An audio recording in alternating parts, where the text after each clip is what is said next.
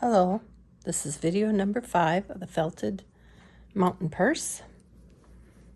I'm working on the flap that will be for a buttonhole strip here.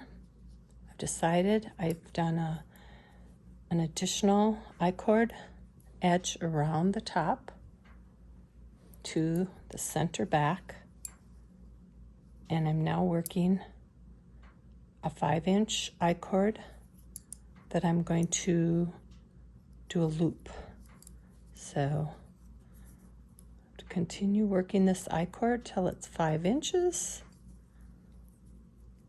It is a detached I-cord now, so I'm just knitting the 4 stitches, then sliding it back to the other side, always knitting from the right side. Makes a rounded long cord.